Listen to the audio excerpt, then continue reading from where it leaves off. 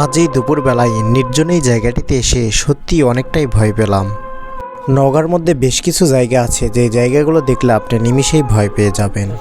আমি রয়েছি এখন নওগাঁ নিয়ামতপুরের একটি ভুতুড়ে এলাকা বলতে পারেন। এখানে হচ্ছে অনেক গাছ এবং এমন একটা অবস্থা, এখানে মনে হচ্ছে সুন্দরবনে আমি রয়েছি, এরকম একটা অবস্থা।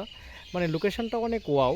আর এখানে আসলে একটু ভয় লাগতেছে আসার পরে, মানে জায়গাটা অনেক নির্জন, এই জন্য আপনাদেরকে দেখানোর জন্য আসলে ভিডিওটি করা। এটা হচ্ছে নিয়ামতপুর একটি বরন্দ এলাকা। তো নিয়ামতপুর বাজার থেকে প্রায় 10 থেকে 12 কিলো আসতে হবে এই জায়গাটিতে আসতে, এবং জায়গাটার ভিউ আপনাদেরকে দেখাই। নওগাঁ জেলার প্রাকৃতিক সৌন্দর্যময় একটি গ্রাম নিয়ামতপুরের বেলগাপুর। বর্তমানে আমি রয়েছি এই বেলগাপুর বাজারে।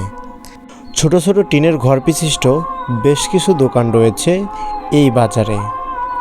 আর এই পুরো বাজার জুড়েই রয়েছে বেশ বড় বড় গাছ, যেই গাছগুলো দেখেই আপনি ভয় পেয়ে যেতে পারেন। এই বাজারে প্রবেশ করতেই আপনার চোখে পড়বে দুই ধারে অসংখ্য অসংখ্য বটগাছ। বটগাছের ছায়াতলেই আমি এখন যাচ্ছি এই বাজারের দিকে। এখানে যাওয়ার সময় একটি মজার বিষয় হচ্ছে আপনাদের মাঝে শেয়ার করি। দুই ধারে রয়েছে অসংখ্য গাছ, এই জন্য এই জায়গাটা অনেক সুন্দর লাগে আর একদম নিরিবিলি, এর জন্য কিছুটা ভয়ও পেতে পারেন।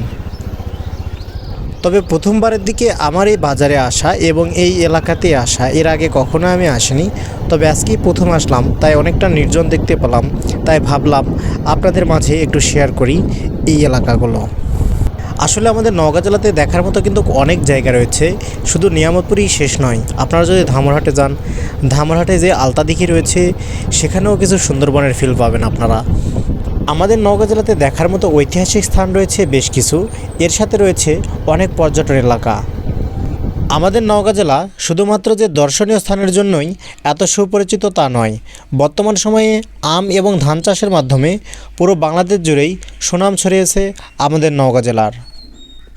তো যাই হোক গাইস, নওগাঁ জেলা সম্পর্কে ধারণা দেওয়ার আপনাদেরকে কিছুই নাই, কারণ আপনারা সকলেই জানেন। তো যাই হোক, এই জায়গাটি আপনাদের কাছে কেমন লেগেছে সেটা আপনারা একটু কমেন্টে আমাকে জানাবেন।